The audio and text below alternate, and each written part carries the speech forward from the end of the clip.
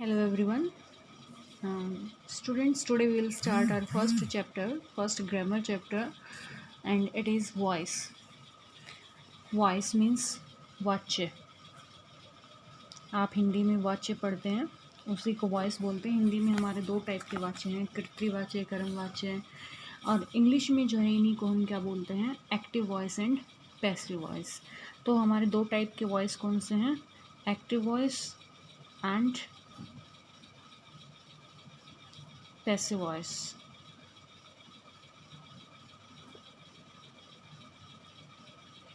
Active voice और passive voice में क्या डिफरेंस है. एक्टिव वॉइस क्या होता है, जिसमें हम सब्जेक्ट को ज़्यादा इम्पोर्टेंस देते हैं. ऐसे सेंटेंसेस जिनमें हम जो है सब्जेक्ट को ज़्यादा इम्पोर्टेंस देते हैं. Subject is given more importance than the object.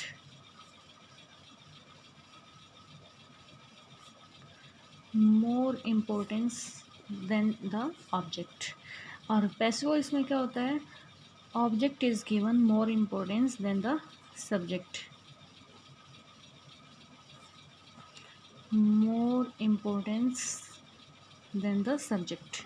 अब हमारे पास जो है, आप समझेंगे कि सब्जेक्ट को कैसे हम इम्पोर्टेंस देते हैं और ऑब्जेक्ट को कैसे इम्पोर्टेंस देते हैं. तो इसके लिए हम एक एग्जांपल ले लेते हैं. जैसे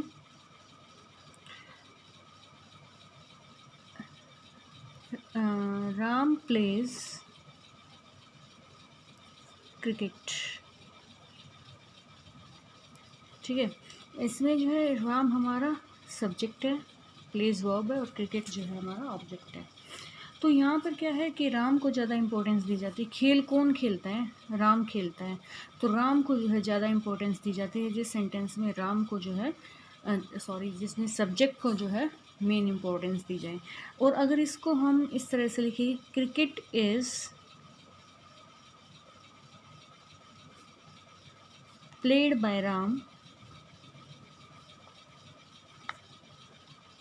तो हमारा जो सब्जेक्ट था वो कहाँ चला गया, it has taken the place of object and our object has taken the place of subject. तो हमारे जो सब्जेक्ट हैं और ऑब्जेक्ट हैं वो एक दूसरे का प्लेस ले रहे हैं यहाँ पे. इसलिए हम इसको क्या बोलेंगे कि जो हमारे पैसिव वॉइस होता है उसमें ऑब्जेक्ट को ज़्यादा इम्पोर्टेंस दी जाती है, जबकि एक्टिव वॉइस में जो है सब्जेक्ट को ज़्यादा इम्पोर्टेंस दी जाती है. इसमें ऐसे ही एक और एग्जाम्पल लेते हैं हम. सुधा sings a song. इसमें सुधा जो है उसको इम्पोर्टेंस दी गई है, जो हमारा मेन यहाँ पर सब्जेक्ट के तौर पर जिसको यूज़ किया गया है. और अब अगर हम इसको पैसिव में कन्वर्ट करते हैं तो हमारा जो मेन इम्पोर्टेंस है वो कौन लेगा, मेन इम्पोर्टेंस हमारे ऑब्जेक्ट को दिया जाएगा. जैसे a song is sung by सुधा.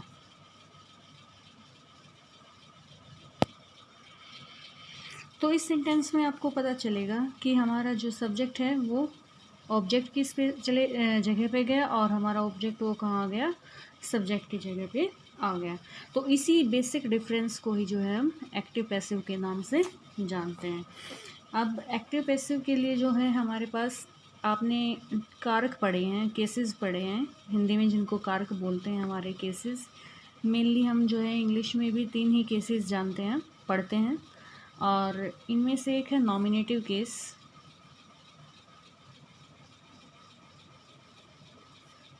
और एक है ऑब्जेक्टिव केस.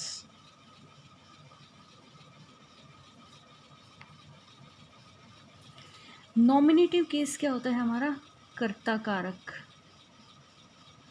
कर्ता कारक. और ऑब्जेक्टिव केस क्या होता है, कर्म कारक.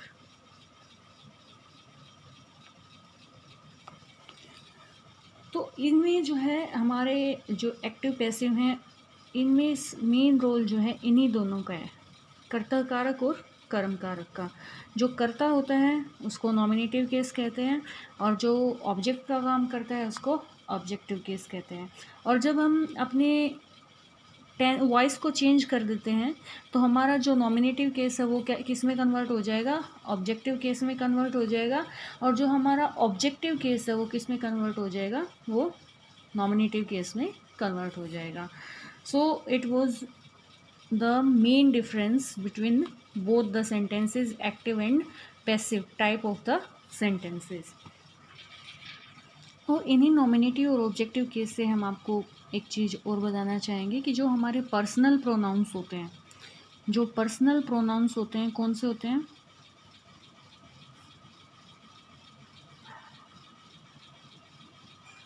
जैसे I, we, you, he, she, it, they, who. तो इनको हम जो है जब ऑब्जेक्टिव केस में चेंज करते हैं, जब ये नॉमिनेटिव केस के रूप फॉर्म में यूज़ किए जाते हैं एक्टिव वॉइस में, और जब पैसिव वॉइस में जो है हमारे सेंटेंस को कन्वर्ट किया जाता है, तो हम इनको किस तरह से जो है ऑब्जेक्टिव केस में चेंज करते हैं। तो इसके लिए हम एक टेबल बना लेते हैं। टेबल हम कैसे बनाएंगे? आई को जो कि हमारा पर्सनल प्रोनाउन है,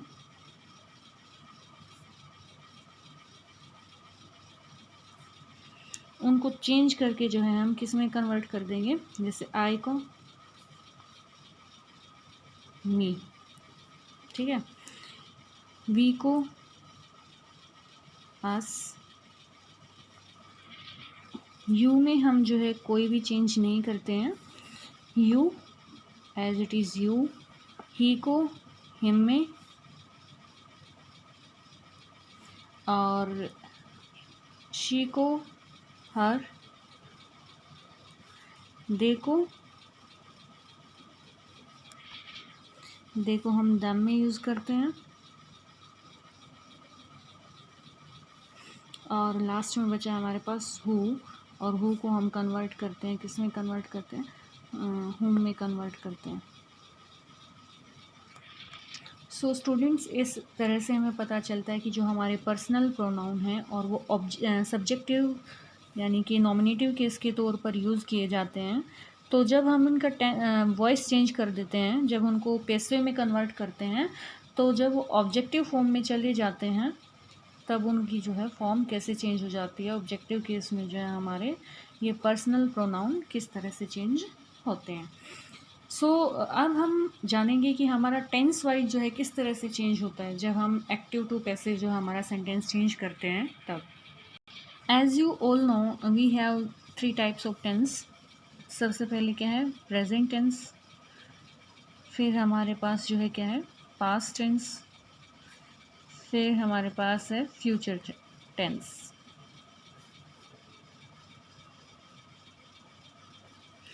अब प्रेजेंट टेंस का अगर हमारा सेंटेंस एक्टिव वॉइस है तो हम उसको जब पैसिव में कन्वर्ट करते हैं तो किस तरह से चेंज करते हैं। तो प्रेजेंट टेंस को सबसे पहले हम ले लेते हैं यहाँ पे। प्रेजेंट टेंस और प्रेजेंट टेंस के हमारे कितने पार्ट हैं? 4 पार्ट हैं, आपको पता है। एक है सिंपल प्रेजेंट, या जिसको हम प्रेजेंट इंडेफिनिट भी बोलते हैं। अब इसको सिंपल प्रेजेंट का रूल क्या है? सब्जेक्ट प्लस वर्ब की फर्स्ट फॉर्म और वर्ब की fifth form plus object. Verb की फिफ्थ फॉर्म आप बहुत सारे बच्चे कंफ्यूज हो जाएंगे, लेकिन मैंने पिछले साल भी आपको बताया था कि वर्ब की फिफ्थ फॉर्म क्या होती है। हमारी जो है वर्ब की वैसे तो 3 फॉर्म होती है मेनली, जैसे मैं यहाँ पर बता देती हूँ आपको। फर्स्ट फॉर्म क्या होती है? फर्स्ट फॉर्म होती है, सेकंड फॉर्म होती है, थर्ड फॉर्म होती है। मेनली तो हम 3 ही फॉर्म पढ़ते हैं, जैसे गो, वेंट, गॉन। लेकिन हमारे पास आजकल जो है हमारी ग्रामर में 5 वर्ब की फॉर्म आने लगी हैं। वो हमारी इजीनेस के लिए है, क्योंकि एक फोर्थ फॉर्म क्या हो गई है? हमारी जो फर्स्ट फॉर्म प्लस में आईएनजी को हम क्या बोलते हैं? Fourth form going. और हमारी फिफ्थ फॉर्म क्या बन गई है? गोज। एस, एस और एस जब हम ऐड करते हैं तो वो हमारी फिफ्थ फॉर्म हो जाती है। और हमारा जो सिंपल प्रेजेंट टेंस होता है उसमें हमारे पास जो है वर्ब की या तो सिंपल बेस फॉर्म यूज़ की जाती है या फिर वर्ब की फिफ्थ फॉर्म को हम यूज़ करते हैं। तो यहाँ पर वर्ब की फिफ्थ फॉर्म होती है यूज़। हम इसका एक एग्जाम्पल लेते हैं सिंपल प्रेजेंट टेंस का, जैसे आई ईट मैंगो, मैं मैंगो खाता हूँ। तो इसमें आपको क्या दिखाई दे रहा है, हमारे पास जो आई हमारा सब्जेक्ट है, ईट हमारी वर्ब की फर्स्ट फॉर्म है, बेस फॉर्म जिसको बोलते हैं, और मैंगो हमारा ऑब्जेक्ट है। तो ये हमारा जो है सिंपल स्ट्रक्चर है इसका। लेकिन हम अगर ये लिखें ही एट्स मैंगो, तो हमारे यहाँ पर जो है ये वर्ब की फॉर्म तो है फर्स्ट ही, लेकिन इसमें जो है एस और एस हमने ऐड कर दिया है। वो क्यों ऐड किया है, क्योंकि इसके लिए भी हमारे पास एक वैलिड रीजन है, एक रूल है। वो क्या है, जब भी हमारे पास जो है सब्जेक्ट के तौर पर थर्ड पर्सन सिंगुलर होता है तो हमारी जो है वर्ब की फर्स्ट फॉर्म के साथ एस और एस ऐड हो जाता है सिंपल प्रेजेंट टेंस में। क्या है, मैं एक बार फिर से रिपीट करती हूँ कि जब भी हमारे पास जो है थर्ड पर्सन सिंगुलर होता है, थर्ड पर्सन सिंगुलर होता है, तो वर्ब की फर्स्ट फॉर्म में क्या ऐड हो जाता है, वी वन प्लस एस और ई एस, और जिसको हम क्या बोलते हैं, वर्ब की फिफ्थ फॉर्म बोलते हैं। ठीक है, तो इस तरह से हमारे पास वर्ब की फिफ्थ फॉर्म यूज़ होती है। और हमेशा जो वो किसके साथ यूज़ होती है, सिंपल प्रेजेंट टेंस में, जब भी हमारे पास क्या होता है, हमारे सब्जेक्ट के तौर पर थर्ड पर्सन सिंगुलर को यूज़ किया जाता है, जैसे ही, शी, इट। ठीक है, तो अब हम आगे बढ़ते हैं। अब हम आते हैं सिंपल प्रेजेंट टेंस की जो है को अगर हम पैसिव में कन्वर्ट करते हैं तो हमारा जो है रूल क्या हो जाएगा, सेंटेंस का स्ट्रक्चर क्या बन जाएगा पैसिव में अगर हम इसको कन्वर्ट करेंगे। तो जैसे मैंने आपको बताया था, हमारे जो दो केसेस हैं उनको हम चेंज कर देते हैं। ऑब्जेक्टिव केस को सब नॉमिनेटिव केस बना देते हैं, और नॉमिनेटिव केस को क्या बना देते हैं, ऑब्जेक्टिव केस बना देते हैं। मैं यहाँ पर लिख देती हूँ ताकि आप आसानी से समझ जाएं। ये हमारा नॉमिनेटिव केस है, ये हमारा ऑब्जेक्टिव केस है। और जब हमने इनको पैसिव में कन्वर्ट किया, ये एक्टिव सेंटेंस था और ये है हमारा पैसिव सेंटेंस। तो जब हमने इनको कन्वर्ट किया तो हमारा जो ऑब्जेक्टिव केस है वो क्या बन के आ गया, नॉमिनेटिव केस की फॉर्म में आ गया। और जो नॉमिनेटिव केस है वो किसकी फॉर्म में चला गया, ऑब्जेक्टिव केस की फॉर्म में चला गया। तो अब हम यहाँ पर यही रूल ऐड करेंगे कि जब हमने पैसिव में कन्वर्ट किया तो किस तरह से हमारा चेंज आया। जो फर्स्ट सेंटेंस जैसे लिया हमने, सॉरी पहले रूल लिख लेते हैं। नॉमिनेटिव केस था ये और ऑब्जेक्टिव केस है मैंगो, और जब हम इसको पैसिव में कन्वर्ट करेंगे तो क्या हो जाएगा,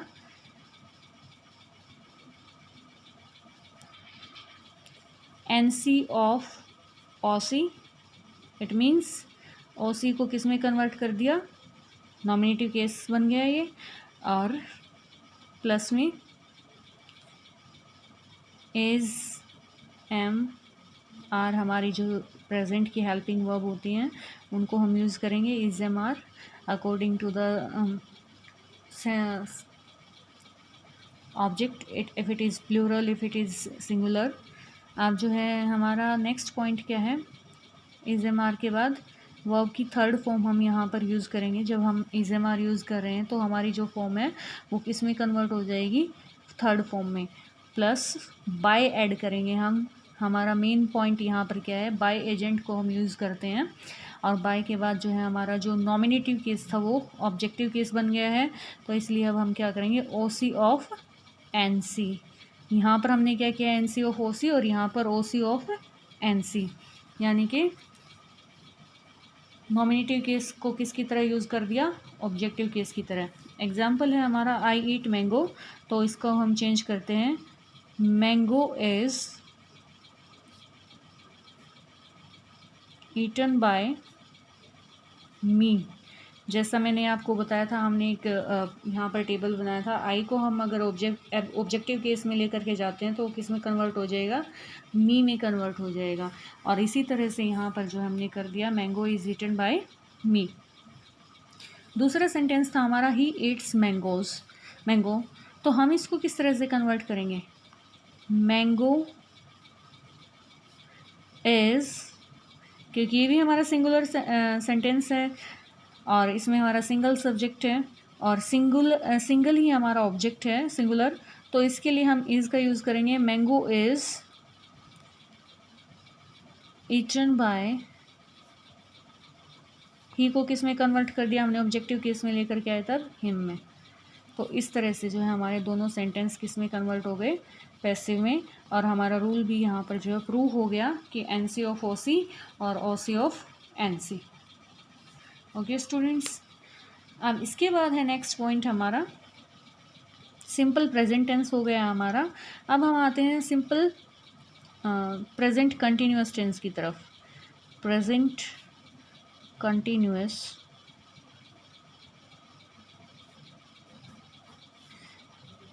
प्रेजेंट कंटिन्यूअस टेंस की क्या पहचान है, क्या रूल है इसके लिए। हमारा रूल है इसके लिए, rule is subject plus is am are plus V4 plus object. और हम जब इसके लिए सेंटेंस लिखेंगे तो क्या होगा, I am writing a letter.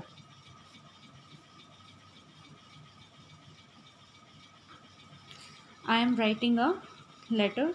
और जब हमने इसको जो है पैसिव में कन्वर्ट करेंगे, ये हमारा एक्टिव सेंटेंस भी हम इसको बोल सकते हैं, क्योंकि एक्टिव सेंटेंस जो है हमारा मेन जो सेंटेंसेस होते हैं उन्हीं को बोलते हैं।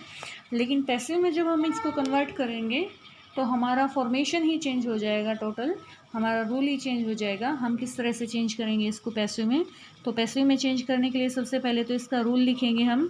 क्या रूल बनेगा हमारा, as you all know, N C of O C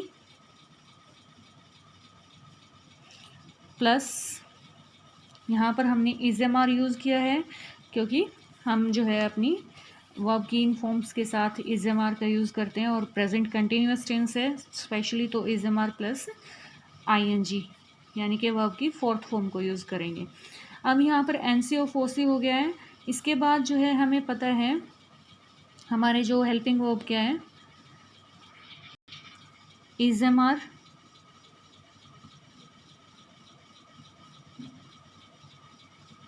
plus. अब आपको एक मेन चीज़ पॉइंट यहाँ पर जो ध्यान रखना है वो पॉइंट क्या है कि हम जब भी हमारे पास वर्ब की फोर्थ फॉर्म है और उसको पैसिव में कन्वर्ट करने जा रहे हैं तो उसके लिए मेन रूल क्या है कि हम इस आईएनजी को हटाने के लिए किसका यूज़ करते हैं, बीइंग का यूज़ करते हैं। ठीक है, इस आईएनजी को रिमूव करने के लिए हम किसका यूज़ करेंगे, बीइंग का। और बीइंग यूज़ करने के बाद हमारी जो है वर्ब की थर्ड फॉर्म यहाँ पर आएगी प्लस बाय एजेंट और ओसी ऑफ एनसी। ये ओसी ऑफ एनसी और एनसी ऑफ ओसी आप अच्छे से समझ जाएंगे। मैं एक बार फिर से आपको बता देती हूँ कि एनसी ऑफ ओसी क्या है। यहाँ पर मैंने बताया था नॉमिनेटिव केस और ऑब्जेक्टिव केस, यानी कि सुधा सिंह से सॉन्ग, ये हमारा सुधा क्या है, नॉमिनेटिव केस, कर्ता कारक जिसको बोलते हैं, जो करने वाला है। और सॉन्ग क्या है, ऑब्जेक्टिव केस। लेकिन जब हमने इसको पैसिव में कन्वर्ट किया तो ये किस में चेंज हो गया, जो हमारा ऑब्जेक्टिव केस है उसने किसकी फॉर्म ले ली, एनसी की फॉर्म ले ली। और जो हमारा एनसी है उसने किसकी फॉर्म ले ली, ओसी की फॉर्म ले ली। तो इस तरह से जो है यहाँ भी हमारा रूल ऐसे ही चेंज हो गया है। अब हम यहाँ पर एग्जाम्पल को क्लैरिफाई करते हैं पैसिव में कन्वर्ट करके। जैसे I am writing a letter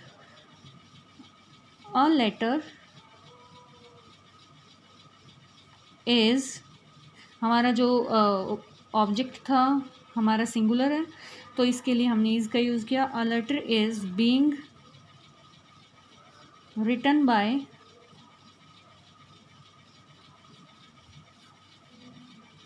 मी। तो इस तरह से हमारा सेंटेंस जो है पैसिव में कन्वर्ट हो गया। बहुत ईजी है कन्वर्ट करना, एक बार आप थोड़ा सा रूल को समझ लेंगे तो आपके लिए मुश्किल नहीं होगा। तो इस तरह से जो है a letter is being written by me. Students, अब हमारा थर्ड पॉइंट जो है इसके साथ स्टार्ट हो जाता है। और थर्ड पॉइंट हमारा जो है क्या है, जब भी हम टेंस की एक्टिव पैसिव की बात करेंगे तो थर्ड पॉइंट पे जाएंगे, प्रेजेंट परफेक्ट टेंस। और मैंने पहले इसका रूल लिख लिया है क्योंकि थोड़ा सा लिखने में प्रॉब्लम आ रही थी साथ साथ। रूल क्या है, subject plus has have plus V3 plus object. आप सब्जेक्ट क्या हमारा, she has written a letter, has have और थर्ड फॉर्म वर्ब की, और ऑब्जेक्ट हमारा a letter, she has written a letter. ये है हमारा प्रेजेंट परफेक्ट टेंस। अब जब इसके बाद हम पैसिव में इसको कन्वर्ट करेंगे तो हमारा रूल चेंज हो जाएगा, NC of OC plus has have plus been. Has have के साथ क्या ऐड कर देंगे हम, बीन। जब हमने प्रेजेंट कंटिन्यूस की बात की थी तो हमने बीइंग का यूज़ किया था। क्यों किया था? क्योंकि हमने जो है वर्ब की फोर्थ फॉर्म में आईएनजी को हटाने के लिए बीइंग का इस्तेमाल किया था। लेकिन यहाँ पर हम हैज़ हैव के साथ किसका यूज़ करेंगे, बीन का यूज़ करेंगे, plus by agent plus OC of NC. अब हमारा जो है एग्जाम्पल, इसको हम यहाँ पर पैसिव में कन्वर्ट करते हैं। पैसिव में कन्वर्ट करेंगे तो आपको पता है एनसी ऑफ ओसी हो जाएगा, a letter has been written by her. She को हमने किस में कन्वर्ट कर दिया, हमारा पर्सनल प्रोनाउन है, तो जब हम इसको ऑब्जेक्टिव केस में लेकर के जाते हैं तो ये हर में कन्वर्ट हो जाएगा। सो एक और एग्जाम्पल ले लेते हैं ताकि आपको इजीली जो है अच्छे से समझ आ जाए। एग्जाम्पल,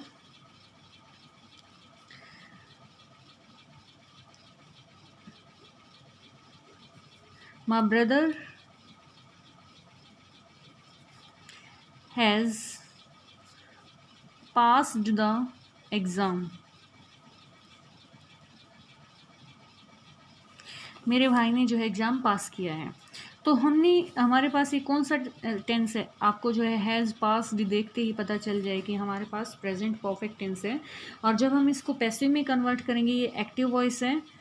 अब हम इसको पैसिव वॉइस में कन्वर्ट करेंगे तो कैसे करेंगे, आपको पता है कि हमारा जो ऑब्जेक्ट है वो सब्जेक्ट में आ जाएगा और सब्जेक्ट किस में चला जाएगा, ऑब्जेक्ट में चला जाएगा। जैसे द एग्ज़ाम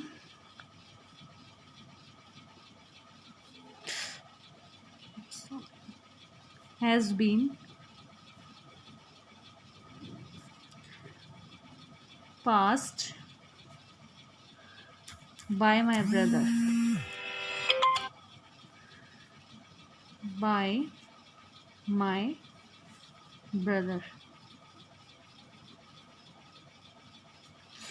तो इस तरह से हमारा ये पॉइंट भी क्लियर होता है। लास्ट इसका पॉइंट आता है हमारे पास प्रेजेंट परफेक्ट कंटिन्यूअस टेंस।